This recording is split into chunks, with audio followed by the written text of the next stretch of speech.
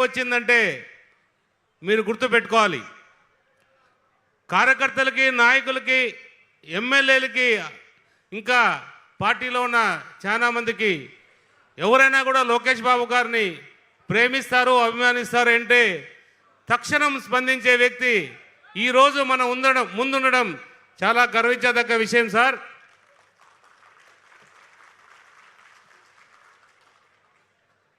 స్వర్గీయ ఎన్టీ రామారావు గారు ఎప్పుడు మన పార్టీ స్థాపించారు?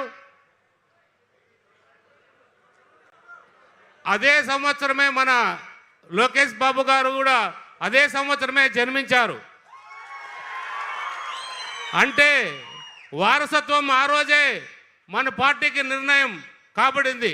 అంటే భగవంతుని రూపంలో ఆ రోజు అదే సంవత్సరం లోకేష్ బాబు గారు జన్మించడం నిజంగా మన తెలుగుదేశం పార్టీకి ధైర్యం రావడానికి ముఖ్య కారణం. ఇప్పుడు కాదు, ఇంకా ఎన్ని సంవత్సరాలైనా, ఇంకా 15 ఏళ్ళు 20 ఏళ్ళైనా కూడా మాకు ఒక నాయకుడు ఉన్నాడు. ఆ నాయకుడు మా నాయకులను ఎటువంటి పరిస్థితులు కూడా కాపాడకుండే నాయకుడు ఉన్నాడు. కాబట్టి మేము భయపడాల్సిన అవసరం లేదు.